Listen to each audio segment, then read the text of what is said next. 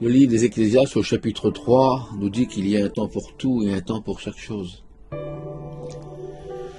Le temps est important parce que c'est Dieu qui nous le donne. Mais certains diront, je n'ai pas de temps. Combien de fois avons-nous entendu ce genre de paroles? Pas le temps. Pas le temps d'aller voir quelqu'un, pas le temps d'aller visiter quelqu'un, pas le temps d'aller à l'église, pas le temps de s'occuper du besoin de quelqu'un, pas le temps de lire la Bible, pas le temps d'écouter un message, pas le temps de prier, pas le temps. Mais dites-moi, qui prend ce temps? Le travail, le manger, le boire, les sorties, le loisir, acheter, construire, planter. Bien sûr que Dieu n'est pas contre ce temps-là, mais il dit quand même qu'il y a un temps pour nous. La question que nous devrions nous poser, c'est où est le temps de Dieu dans le temps qu'il nous donne dans une journée? Le livre de Josué au chapitre 1 et verset 8 nous dit que ce livre de la loi ne s'éloigne point de ta bouche. Tu le reliras jour et nuit pour veiller à mettre en pratique tout ce qui est écrit.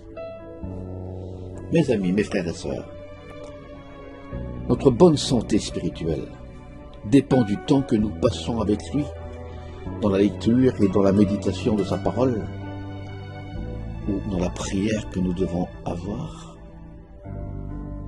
Le Seigneur n'a jamais dit « S'il t'arrive de prier, alors tu me prieras ». Il a dit « Quand tu prieras, quand tu prieras ». Il est logique que notre vie soit jalonnée de prière. La vie de Jésus était jalonnée de prière. Il avait pourtant des journées chargées, voire surchargées, et pourtant il prenait le temps de pouvoir se mettre à part et prier. La prière n'est pas un devoir. La prière est le seul moyen d'approcher Dieu.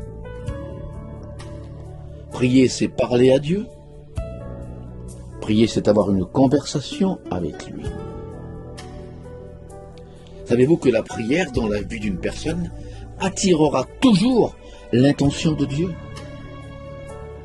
Les Actes des Apôtres nous parlent de la conversion de Paul. Et quand celui-ci est à Damas, aveuglé par la lumière qu'il a vue, le Seigneur parle à un homme qui s'appelle Ananias, et le Saint-Esprit a voulu le persuader pour faire comprendre à cet homme que Paul était né de nouveau. Mais remarquez qu'il ne lui a pas dit « Va, il a changé ». Va le voir, il a beaucoup de joie. Va le voir parce que maintenant ses sentiments ont changé. Non. Dieu a dit à Ananias, va à Damas, dans la rue de la droite, dans la maison de Benjamin, il y a un homme seul, il prie. La prière tellement vraie et sincère attirera toujours l'intention de Dieu.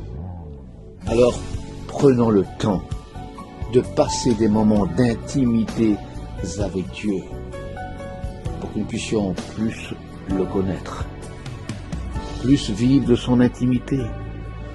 Prenez le temps de mettre votre journée entre les mains de Dieu, parce que mes amis, aujourd'hui, une journée peut être dangereuse.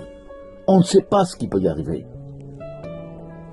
Ne posez pas le pied par terre en sortant de votre lit sans avoir mis votre journée, vos enfants, entre les mains de Dieu. Connaître Dieu par le moyen de la prière, ça vaut le coup de prendre du temps avec lui. Dieu vous bénisse.